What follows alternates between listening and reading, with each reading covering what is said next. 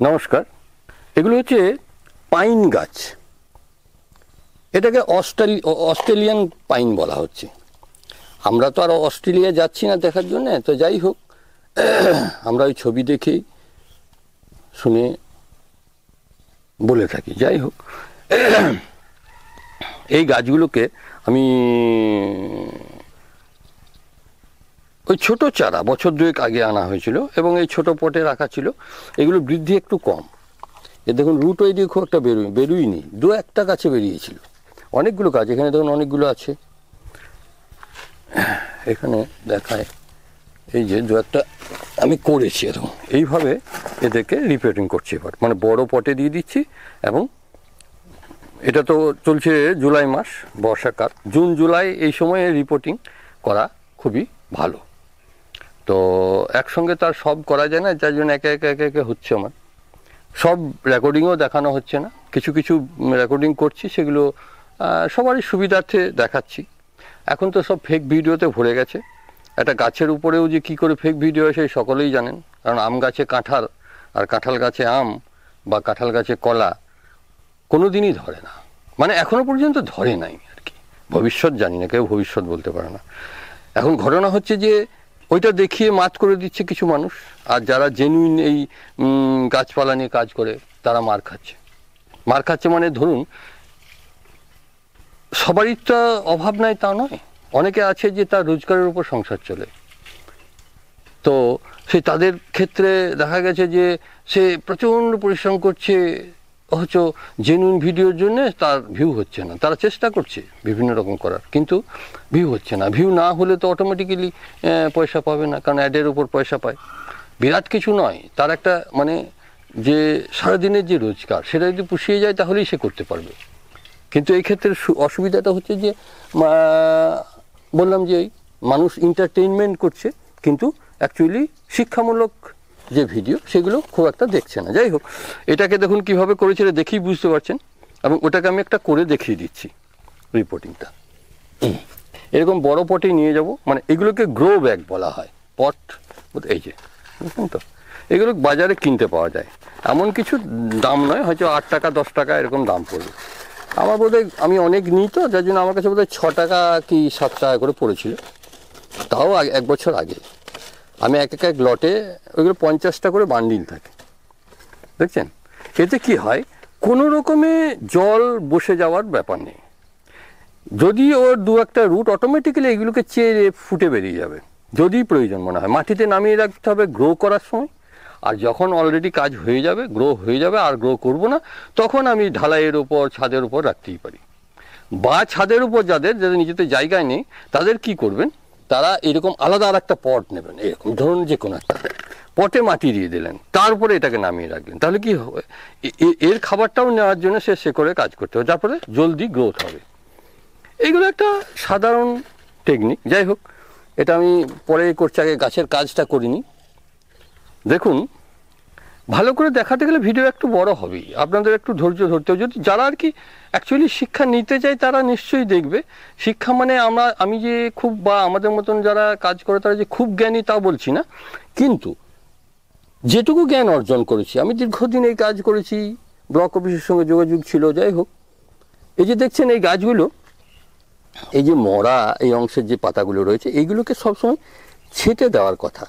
আমি যদিও সময় পাই না, শুধু মরা অংশটা এইভাবে ছেটে দিলেন, মানে পরিষ্কার রাখতে পারলে গাছটা ভালো থাকবে। এই যে অনেক গাছ, এগুলো কিন্তু প্রচণ্ড ধরনের সময় মারা গেছে। হয়তো আমার কাজের লোকে জল দেয় তো, যার ফলে কি হয়, তখন তো আমার নজর থাকে না সব সময় সব গাছের উপরে। তখন হয়তো জল হয়তো দুদিন এটাতে পেলুই না, অনেক গাছের সঙ্গে আছে এই জায়গাটা জল পেলুই না, যার জন্য দেখছেন এই গাছগুলো এরকম। তাছাড়া এত এগুলো একদম ঝাঁকড়া হয়ে থাকার কথা। তো এগুলো যদি খুব যত্ন নেওয়া হয়, খুব ভালো গাছ হয়। এই অযত্নতে হচ্ছে আর কি। যাকে এগুলো পরিষ্কার করে দেওয়া হবে।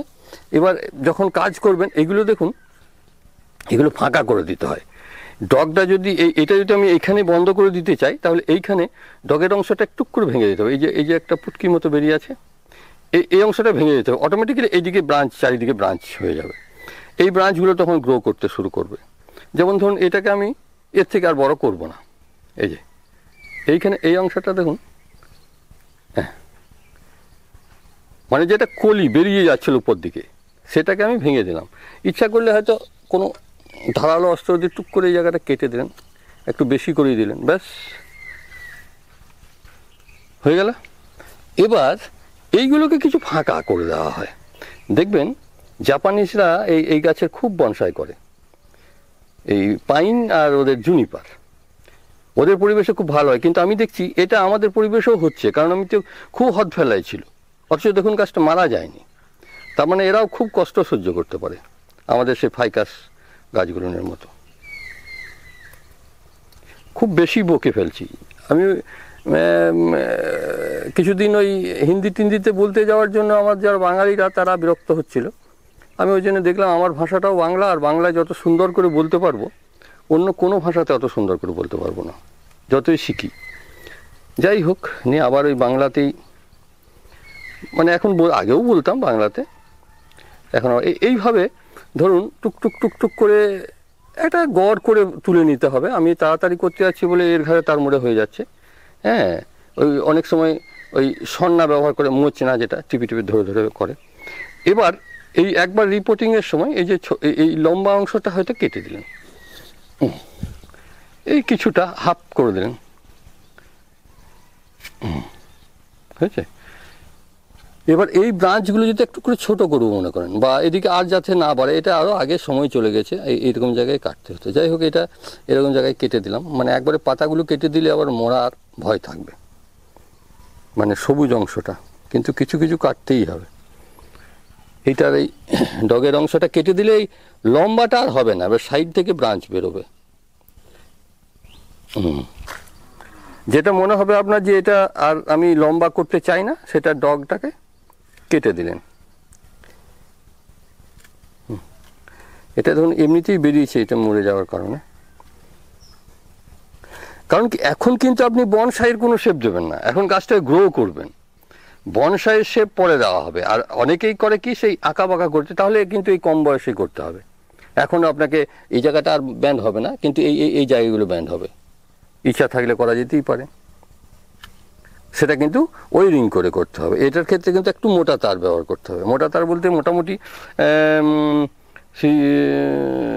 ওই 8 mm, হ্যাঁ 8 mm তার হলে ভালো হয়। 6 mm হবে, কিন্তু 2-3টে তার দিতে হবে। এগুলো এমনি কেটে দিলাম, যতটা থাকে যতটা ভালো হয়। এবার এইগুলো কিন্তু অনেকটা ফাঁকা করে দিতে হবে। হ্যাঁ, এইভাবে টানতে থাকুন, কমজোরিগুলো অটোমেটিক্যালি উঠে যাবে।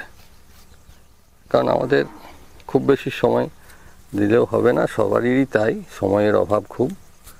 কারণ সবাই অবসর সময়ে এইসব কাজগুলো করে। কেউ কেউ আছে যারা সব কাজ ছেড়ে দিয়ে এগুলো করে, কিন্তু তাদের এখন আর ওই ভিউ না হওয়াতে কি হচ্ছে, ওই অবসর সময়ে করছে। আমাদের না হয় রিটায়ার্ড লাইফ হয়ে গেছে, আমাদের আর এই রোজগার নিয়ে খুব বেশি ভাবতে হয় না, ছেলেমেয়েরা এস্টাবলিশড। আর এই কারণে হচ্ছে কি, আমাকে বৌমা একটু হেল্প করতো, এখন ও তো বাইরে রয়েছে, যার ফলে আর হেল্প করার মতো কেউ নেই। আর আমি একটা জিনিস দেখেছি, বাইরের লোক দিয়ে সব কাজ হয় না, কারণ আমি যখন কাজ করব তখনই দরকার। একটা ছেলে রেখেছিলাম, তো দেখলাম ও অনিয়মিত খুব, আমার প্রয়োজনে আসছে না, এটার জন্য ওকে বাদ দিয়ে দিলাম। হ্যাঁ, এখন একাই টুকটাক করি, আমার আর খুব ইন্টারেস্ট নেই। কারণ কি, ভিউ নেই। মানুষ একটা জিনিস সবসময় পয়সার জন্যও হয় না, এনার্জিটাও বাড়ায়। যদি প্রচুর ভিউ হয় তখন এনার্জি হয় প্রচুর, যে না মানুষ দেখছে আমার কাজ। যাই হোক, এবার আমি রিপোর্টিং করব, দেখিয়ে দিই রিপোর্টিংটা কীভাবে করবেন। এইটাকে যদি এই পটটা নষ্ট হবে না, কারণ এটাকে তো আমার ঝাড়তেই হবে। এইভাবে টুক টুক টুক টুক করে মাটিগুলোকে ঠুকে দেন একটু, কারণ মাটিগুলো একবার পরিষ্কার করতে হবে, পুরো না করলেও করতে হবে। কারণ কি, আমি খুব রিস্ক নিতে বলবো না, কিছুটা শেকড়ের মধ্যে মাটি রেখে দেবেন দরকার হলে। এইভাবে টুক টুক টুক টুক করে চারিদিকে ঠুকে দেন, মাটিটা ঝুরঝুরো হয়ে যাবে কিছুটা। হ্যাঁ,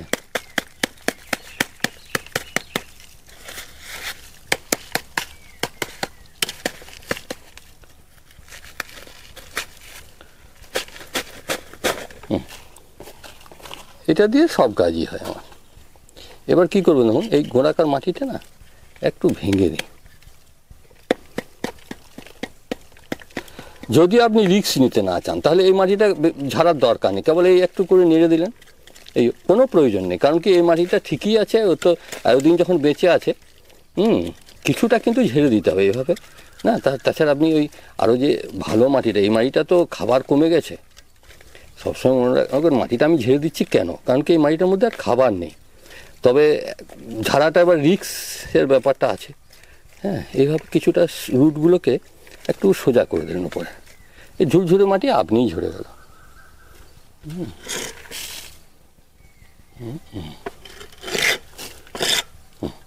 এই থাক, আর ঝাড়বো না, গাছটা জখম হতে পারে।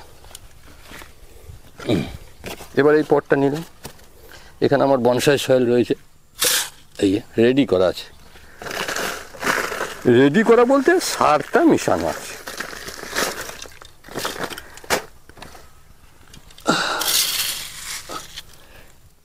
ভিডিও যদি শেষ পর্যন্ত না দেখেন তাহলে আসলে বুঝতেও পারবেন না। আর সমস্যাটা হবে কি, ওই পরে নানা রকম প্রশ্ন করবেন। অ্যাকচুয়ালি আর প্রশ্ন থাকার কথা নয়, আমি যেভাবে করি থাকার কথা নয়, ভুল বললাম, কারণ সবাই সব তো জানে না। আমি হয়তো জানি বলে আমি বলছি প্রশ্ন থাকার কথা না।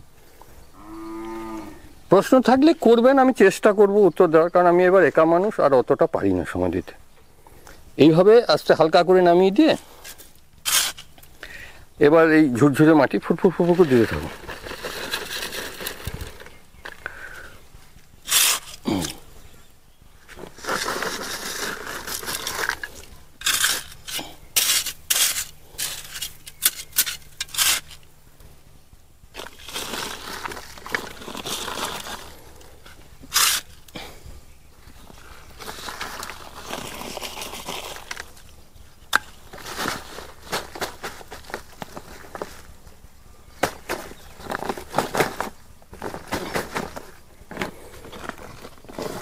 এভাবে টুকটুক টুকটুক করে ঠুকে ঠুকে দেন, তাহলে কি হবে, আর ওই গোঁজার দরকার হবে না। এভাবে যে মানে ঝুরঝুরে মাটি হলে, আর ভিজে মাটি হলে গুঁজেও যাবে না।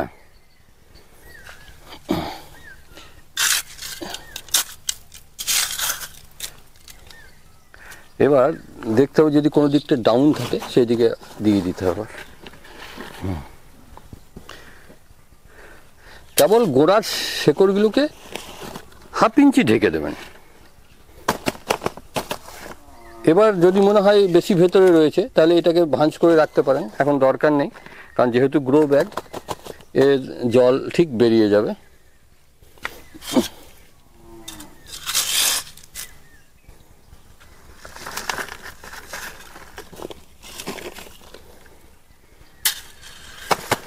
ব্যাস এইভাবে। এবার যদি মনে করেন যে আমি অনেকগুলো গাছ একসঙ্গে করব, তাহলে একটু একটু করে জল গোড়াতে দিয়ে দেবেন, কিন্তু খুব বেশি না। এই ব্যাস। তাছাড়া গাছটা হয়তো জখম হতে পারে রোদ থাকলে।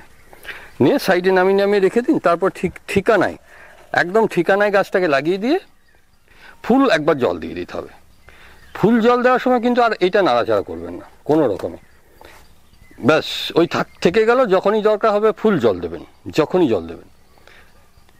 এগুলো একদিন, প্রতিদিন বর্ষাকালে একদিন পরপর, বা বৃষ্টি যেমন হবে, বৃষ্টি না হলে প্রতিদিন জল দিতে হবে, কারণ এখন রোদের তেজটা খুব থাকে। ধন্যবাদ, পরে আবার আপডেট দেবো। এবার হচ্ছে বললাম যে আপনারা যদি মনে করেন যে এই যে ধরুন এটা একটা ব্যান্ড শেপ আছে, দেখুন এইদিকে গিয়ে আবার এইদিকে এসছে, এই শেপটাকে আমি একটু এইভাবে টেনে দিতেই পারি। হয়তো এখানে একটা বেঁধে এখানে এই করে দিলাম, কিংবা এখানে একটা লম্বা কাঠ বেঁধে এখানে একটা কিছু দিয়ে এটা টেনে দিলাম। কত রকম পদ্ধতিতে হয়। ধন্যবাদ।